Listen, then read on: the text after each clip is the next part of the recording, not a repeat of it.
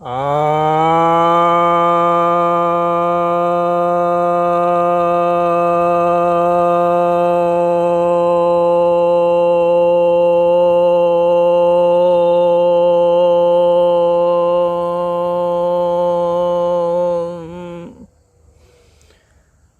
भक्त जनों को सब प्रेम नमन।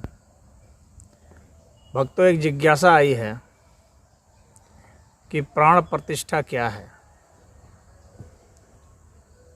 इसे कैसे किया जाता है, ये कैसे कार्य करता है।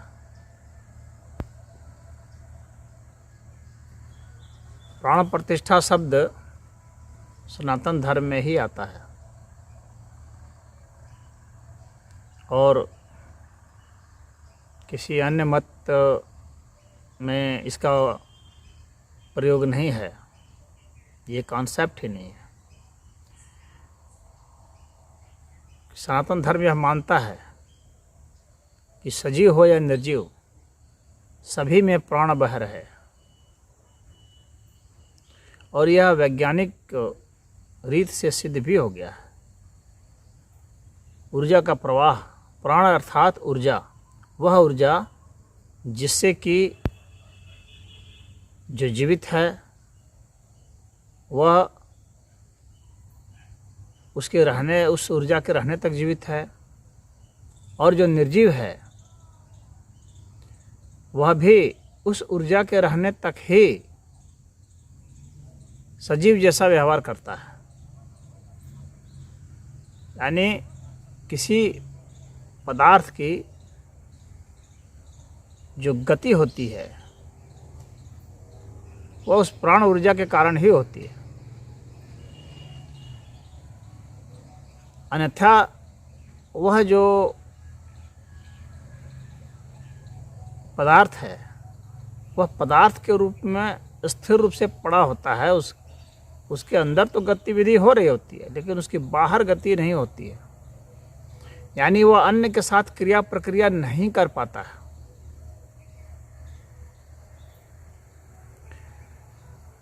यदि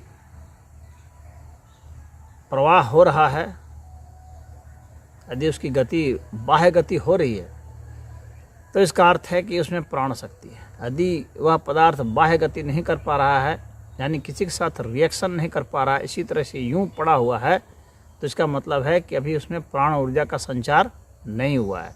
यह सनातन धर्म मानता है। और जो जीवित प्राणी है उसकी बाह्य गति होती है। कहने का मतलब है कि बाह्य गति किसी को कराने के लिए, यानी रिएक्शन करने के लिए, एक्शन करने के लिए जिस अतिरिक्त ऊर्जा की जरूरत होती है उसी को प्राण ऊर्जा कहते हैं। अब यह जो प्राण ऊर्जा है इसकी प्रतिष्ठा की बात होती है, तो प्रतिष्ठा कैसे होती है? देखिए, कोई भी जो पदार्थ है उस पदार्थ को यदि हम एक्टिवेट कर दें, सक्रिय कर दें, अपने प्राणों को उसमें डाल दें या बाहर से किसी चीज़ से सक्रिय कर दें, जैसे ध्वनि से सक्रिय कर दें या विद्युत से सक्रिय कर दें या चुंबक के प्रवाह से सक्रिय कर दें या प्रकाश की तरंगों से कर दें, यानी किसी तरह से अगर उसके ऊपर हम इन बाहरी चीज़ों का प्रवाह कर दें एक निश्चित मात्रा में, जिससे कि उसमें सक्रियता आ जाए, उसका इफ़ेक्ट आना शुरू हो जाए, प्रभाव आना शुरू हो जाए, दिखने लगे, तो वह प्राण प्रतिष्ठा कहलाती है। तो जिन मंदिरों में मूर्तियों की प्राण प्रतिष्ठा होती है वहाँ वैदिक मंत्र पढ़े जाते हैं और उच्च स्तर के विद्वानों के द्वारा पढ़े जाते हैं, जिससे कि वह जो प्रतिमा है उसके साथ जो पुजारी हैं, जो भक्त हैं, जब वे वहाँ जाते हैं तो उन्हें एक जुड़ाव महसूस होता है, उस प्रतिमा से एक ऐसा लगाव महसूस होता है कि व्यक्ति को अब लगता है कि अब इससे संवाद किया जा सकता है, इसके माध्यम से संवाद किया जा सकता है। ये ठीक उसी तरह से है जैसे आपके पास मोबाइल हो, वो सब कुछ हो, लेकिन वह चार्ज नहीं हो। तो इंटरनेट कनेक्शन भी है, सब कुछ है, लेकिन चार्ज नहीं है तो आप उससे बात नहीं कर सकते। तो उसको चार्ज किया जाता है ताकि उससे बात हो सके, उसके जरिए बात हो सके। तो मोबाइल के जरिए फिर हम बात कर सकते हैं दूसरे से। उसी तरह से प्राण प्रतिष्ठा की जाती है जिसके जरिए हम अन्य जो शक्तियां हैं उनसे जुड़ सकें। तो जो पुजारी हैं वे उससे जुड़ सकते हैं, और ऐसा समझा जाता है कि जो भी भक्त पुजारी हैं जो उच्च स्तर के हैं तो सीधे ईश्वरीय संबंध वे स्थापित कर सकते हैं अपने प्राण प्रतिष्ठा लगा के। अपने प्राणों को ही उसमें आहूत करना पड़ता है। तो जो अच्छा पुजारी वही माना जाता है जो अपने प्राणों को ऐसा आहूत कर दे कि वह जो मूर्ति के जो प्राण हैं उस प्राण के साथ उसके प्राण एक हो जाए। वह मूर्ति कोई भी हो सकती है, वह पत्थर कोई भी हो सकता है, वो धातु भी हो सकता है, लोहा भी हो सकता है, कुछ भी हो सकता है। बस इतना होना चाहिए कि उससे जो है आपका लगाव इतना गहरा हो कि आपके भीतर की जो प्राण ऊर्जा है वह उसके भीतर की प्राण ऊर्जा के साथ संबंध स्थापित कर ले। आपके भीतर में इतना प्रेम हो तो क्या उसमें उस मूर्ति का महत्व है या उस व्यक्ति का ही महत्व है जो ऐसा कर देता है? तो दोनों का ही महत्व है। वह मूर्ति उसे एक माध्यम देती है जिसके जरिए वह इस अस्तित्व के साथ जुड़ पाता है। वह व्यक्ति जो स्वयं ही प्राणित है किसी भी प्राणमय प्राणियों से जुड़ जाता है आसानी से। जैसे आप मनुष्य हैं, कुत्ता बिल्ली किसी से भी आप संवाद कर लेते हैं, आपके इशारे हो जाते हैं, वे भी समझ जाते हैं। लेकिन जो पदार्थ हैं वे नहीं समझते हैं। तो पदार्थ को समझा सकें इसी के लिए प्राण प्रतिष्ठा है। यानी प्राणमय अस्तित्व, यह जो अस्तित्व है, इस अस्तित्व का जो प्राणमय कोश है, प्राणमय तह है, लेयर है, जो इस अस्तित्व का एक लेयर है प्राणमय।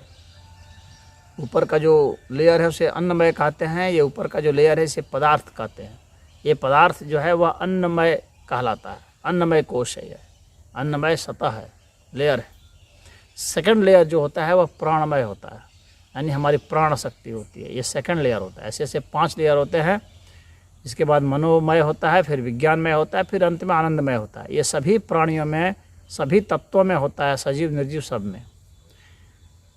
तो सेकंड लेयर में हम जब जाते हैं तो सजीव और निर्जीव का जो ये भेद है, देखिए पदार्थ स्तर पर जब हम रहते हैं तो सजीव और निर्जीव का भेद होता है, लेकिन जब हम प्राणमय कोश में उतर जाते हैं तो यह भेद नहीं रह जाता है। सजीव और निर्जीव का भेद नहीं रह जाता है, क्योंकि प्राणमय कोश में सजीव और निर्जीव एक हो जाते हैं, ऊर्जा के स्तर पर आ जाते हैं। और ऊर्जा के स्तर पर हम देखेंगे तो पूरा अस्तित्व ये जो है ये वाइब्रेशन ही है, कंपन ही है, पूरा अस्तित्व ऊर्जामय है। यह वैज्ञानिकों ने भी सिद्ध किया है कि पूरा अस्तित्व ऊर्जामय है। तो उस पत्थर की ऊर्जा और हमारी ऊर्जा ये मिल करके संवाद बना देती है, यानी हम उस ऊर्जामय कोश में उतर जाते हैं अपने उस साधना से, अपने उस भाव से, अपने उस मंत्रोच्चार से, और उतर जाते हैं। मंत्रोच्चार तो हम कहीं भी बैठे कर सकते हैं, परंतु वह मंत्रोच्चार क्या इफ़ेक्ट डाल रहा है, क्या हमारे इफ़ेक्ट में वृद्धि कर रहा है? तो प्राण प्रतिष्ठा जिस मूर्ति की होती है उसके साथ जब हम एक साथ जुड़ते हैं तो इस अस्तित्व के जो प्राण हैं वो हमारे में प्रवेश करने लगते हैं। यहाँ पर मूल मतलब है।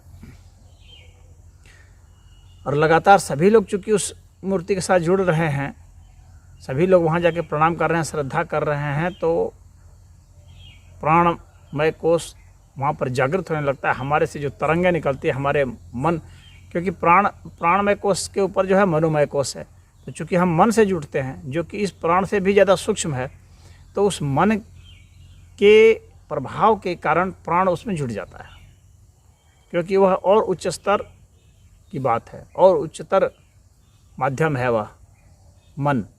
तो मन हमारा जो है प्राण को प्रभावित करता है, प्राण को गाइड करता है, प्राण को एक दिशा देता है उससे जुड़ने का। तो हम उस मूर्ति से जुड़ जाते हैं, हमारा प्राणमय कोश से जुड़ जाता है। और जब जुड़ जाता है तब अत्यधिक प्राणों का प्रवाह अस्तित्व का हमारे में होना शुरू हो जाता है। और यह जो होना शुरू होता है तो फिर क्या होता है कि प्राण जब हमारे में ज़्यादा बढ़ने लगते हैं तो क्या होता है कि हमारा प्रवेश मनोमय कोश में हो जाता है, तो हमारा मनोमय कोश जागृत हो जाता है। इसका इफ़ेक्ट यही होता है। तो हमारा मनोमय कोश जागृत हो जाए उस प्रतिमा के जरिए, और उस प्रतिमा के जरिए अन्य जो निर्जीव अस्तित्व है वह भी हमारे से जुड़ जाता है। तो तरंगों से तरंगें जुड़ करके हमारे प्राण को कपा देती है, हमारे में प्राण बढ़ जाते हैं, हमारे में भावनाएं उमड़ जाती हैं, और जिससे कि हमारा मनोमय कोश जागृत हो जाता है। तो इस मनोमय कोश के जागृत हो जाने से फिर आगे की जो यात्रा है मन से फिर विज्ञानमय कोश की, और फिर विज्ञानमय कोश से आनंदमय कोश की।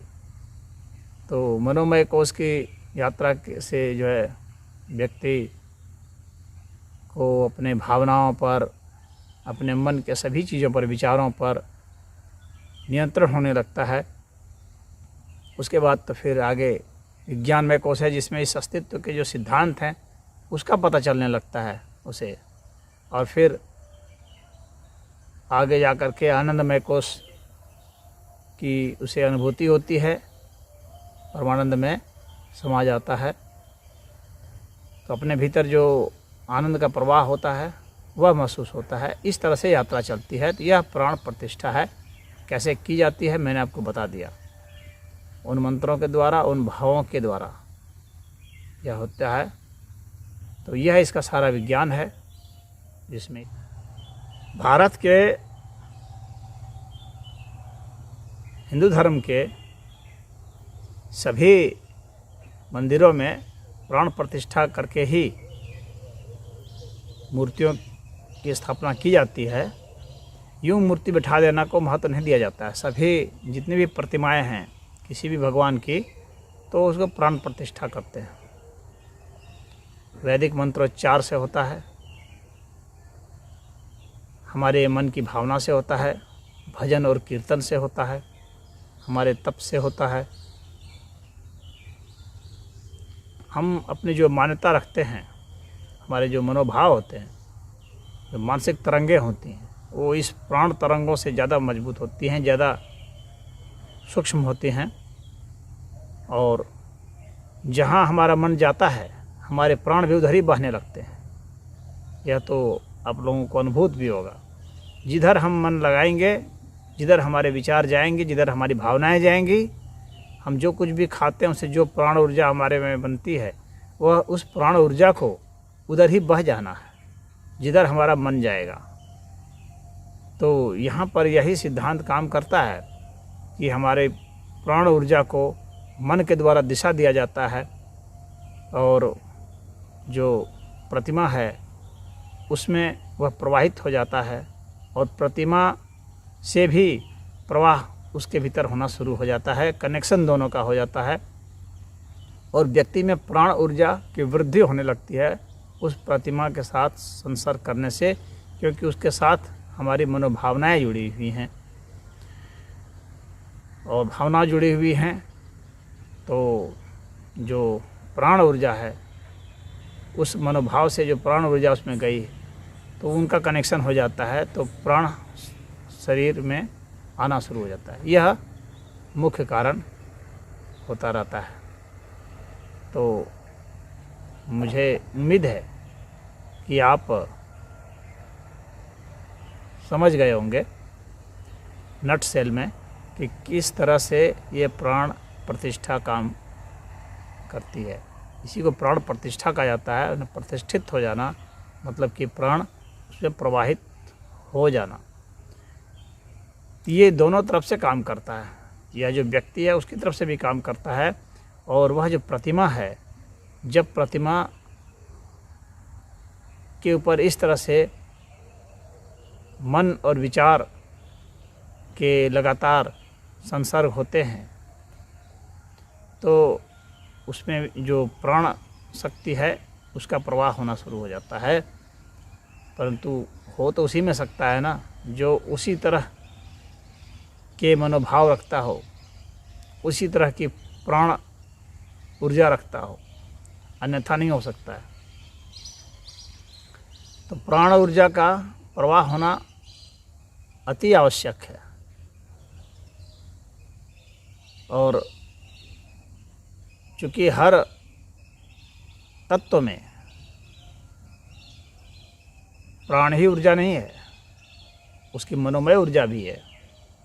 हर तत्व के पास मनोमय शक्ति होती है। मनोमय शक्ति अर्थात चॉइस की शक्ति, चुनाव की शक्ति। और वैज्ञानिकों ने इसे पाया भी है कि इलेक्ट्रॉन भी चॉइस करता है। ये डबल स्लिट एक्सपेरिमेंट जो हुआ है यंग के द्वारा, उससे सिद्ध हुआ है कि इलेक्ट्रॉन चॉइस भी कर सकते हैं। कोई भी जो पदार्थ है उस पदार्थ को यूँ नहीं समझना चाहिए कि उसके पास चॉइस करने की शक्ति नहीं है, उसके पास मन नहीं है। यदि मन नहीं होता तो हम कैलकुलेटर से गणित नहीं करवा पाते, उससे विचार प्रवाहित नहीं कर पाते। मन नहीं होता तो हमारा जो मोबाइल है वो काम नहीं करता। मोबाइल तभी काम करता है जब उसमें मनोमय कोश है। कंप्यूटर तभी काम करता है जब उसमें मनोमय कोश है। और आर्टिफिशियल इंटेलिजेंस भी तभी काम करता है क्योंकि उसमें मनोमय कोश है, अन्यथा काम होने का कोई मतलब ही नहीं था। आर्टिफिशियल इंटेलिजेंस तो आजकल भाव भी उत्पन्न कर रहे हैं। तो ये प्राण प्रतिष्ठा है। उम्मीद है आप समझ गए होंगे। इस सजीव और निर्जीव के भेद को मिटा देने का ही नाम प्राण प्रतिष्ठा है। ये पूरा अस्तित्व जो ऊर्जामय है, इस ऊर्जामय अस्तित्व में एकमय हो जाना ही प्राण प्रतिष्ठा है। तो इसमें इतना ही। ओम।